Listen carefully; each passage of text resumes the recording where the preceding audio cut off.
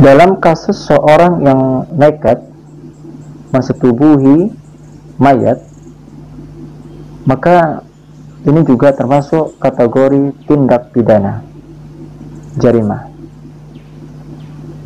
Akan tetapi di sini ada perbedaan ulama. Apakah itu termasuk zina atau bukan zina? Nah,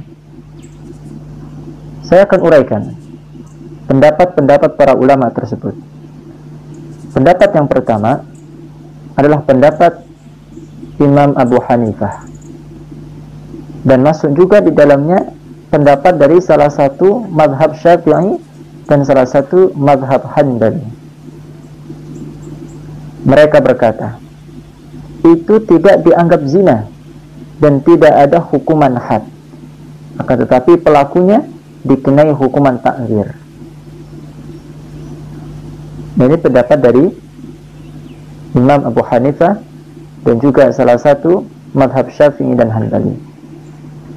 Pendapat yang kedua adalah pendapat mazhab Syafi'i dan mazhab Hanbali. Mereka berkata bahwa hal itu termasuk daripada zina dan dikenai hukuman had. Tentunya dengan syarat apabila itu pelakunya yang disetubuhi itu mayat yang bukan suami istri, maka dia termasuk zina dan dikenai dengan hukuman had. Lalu pendapat yang ketiga mengatakan, dan ini datang dari pendapat Imam Malik bin Anas. Pendapat itu berkata bahwa apabila seorang yang bersetubuh dengan mayat itu mensetubuhinya dari arah kubul dan duburnya, dan bukan pula itu suami istri, ya, maka itu dianggap zina dan dihukum dengan hukuman had. Akan tetapi bila itu istrinya sendiri atau itu suaminya sendiri bagi wanitanya, maka tidak dianggap dengan zina. Berarti dia tidak dihukum had, melainkan hanya dihukum ta'zir. Baik.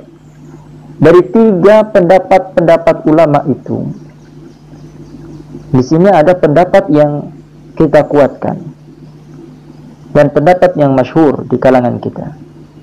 Ini pendapat yang pertama yang dibawa dari mazhab Abu Hanifah dan salah satu mazhab Syafi'i dan Hanbali. Baik.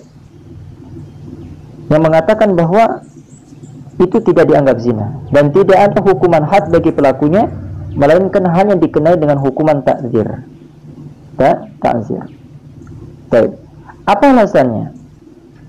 Tentu dari sini kita bawakan bahwa alasan yang paling kuat perbuatan itu tidak dianggap seperti perbuatan zina, sebab pelaku tersebut dianggap tidak ada persetubuhan dengan mayat itu.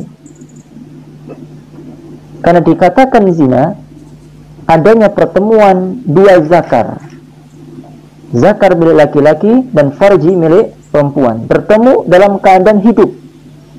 Sedangkan mayat, kita ketahui bahwa organ tubuh mereka sudah tidak berfungsi, dan tentunya di situ tidak ada kenikmatan yang dapat menimbulkan syahwat.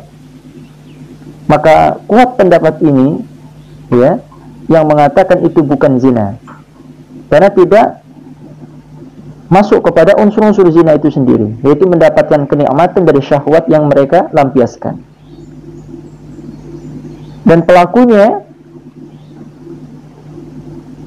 tidak masuk kepada hukum had, dan ketentuan itu tidak dipenuhi, sehingga hanya akan dikenai hukuman ta'zir saja.